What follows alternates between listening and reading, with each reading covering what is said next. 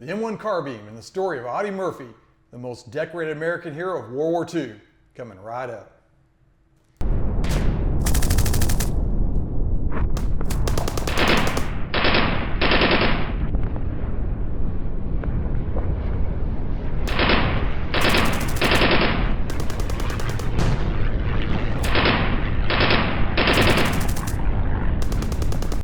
Hello, my name is Ken Klaus for Unboxing Military History. Today we have a 2-for-1 unboxing. That's right, we're going to be opening up 2 of the legendary M1 Carbines today and covering the story of Audie Murphy and his incredible one-man battle against an entire German company. But first, let's get to this unboxing.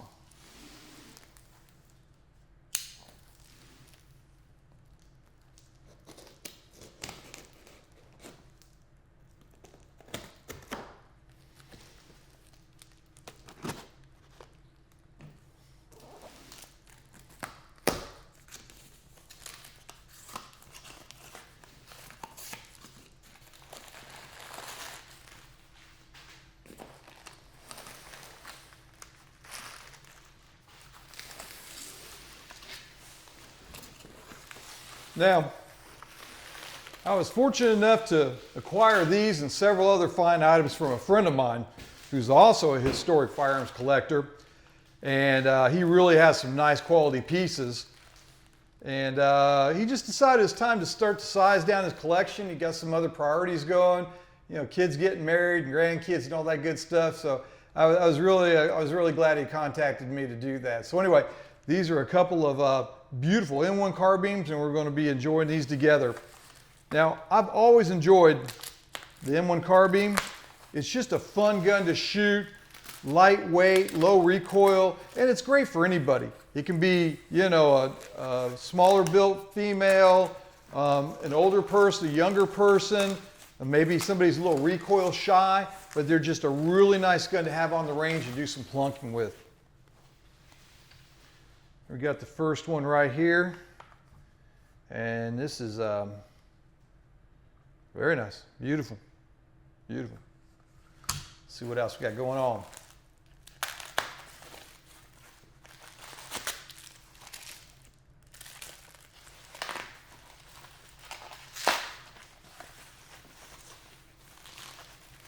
There we go. All right.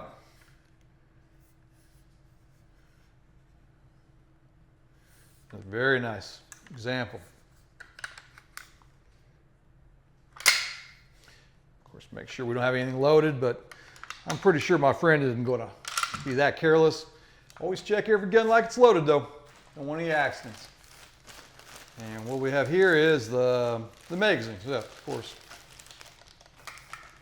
Now, an interesting thing is you can tell the newer magazines from the older ones because the newer magazines will have a last round bolt catch, but the older ones won't. And that's an easy way just to tell right off the top if you're trying to check out which is what. But anyway, so we have 2 excellent examples right here. Now, the M1 Carbine was designed in 1941, and over 6 million were produced during World War II. Now, it took multiple manufacturers to get those numbers up, and we had names like Winchester, Underwood, Rock-Ola, IBM, and many more. Although many of these companies were not originally firearms manufacturers, due to the pressing need to step up wartime production, it was all hands on deck. Now, unloaded, these weigh in just a little over 5 pounds, and they're just a hair under 36 inches long. It fires a 7.62 by 30 millimeter round, also known as just a 30 carbine. Although this round isn't known for its stopping power, it's the right cartridge for this application because this firearm was intended for close quarter engagements. The greatest benefit of the M1 is its compact size, lightweight, and ease of mobility.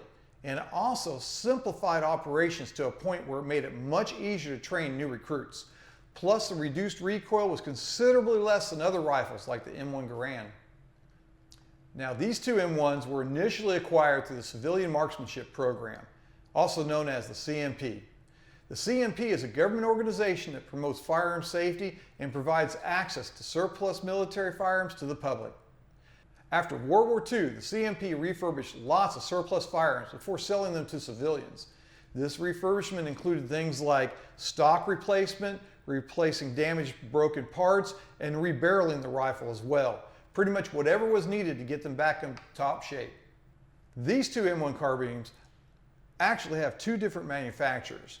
This one was produced by the IBM Corporation, and this one was produced by the Saginaw division of General Motors.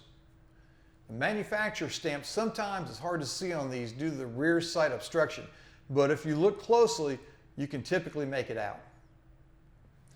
Now, the M1 carbine was initially intended for use for troops stationed behind enemy lines. However, because of its lightweight maneuverability and high round count, it didn't take long before it found its way into the hands of frontline soldiers. And one of those soldiers was Audie Murphy. Now, Murphy was born on June 20th, 1925 in Kingston, Texas. On January 26, 1945, during the Battle of Holtzwihr, France, Murphy was leading a small group of about 19 men when they were given an overwhelming task of holding off 6 German tanks and 250 infantry troops. As the German forces approached, Audrey ordered his men to fall back to a safe position, and he took cover in a burning M1 tank destroyer that had just been disabled by the Germans. Waiting for the right time to strike, Murphy unleashed his one-man assault on the German forces, using every weapon he had available, including the M1 carbine. Now, the M1's lightweight and rapid-fire capability made it ideal for Murphy's defensive actions under intense pressure. The mobility allowed him to transition quickly between cover and firing position. Murphy also called in artillery support, and despite being wounded in the leg, he refused to leave his position until he could verify firsthand that the Germans were in retreat. Murphy was credited with single-handedly holding off the entire German company, and his actions earned him the Medal of Honor and became a symbol of American bravery and resilience. After the war, Murphy transitioned into a career in Hollywood, where he started acting in numerous films, including the classic To Hell and Back, filmed in 1955, a movie based on his autobiography and wartime experiences. Murphy passed away May 28, 1971, in the Appalachian Mountains, where a plane he was flying in crashed due to poor weather conditions.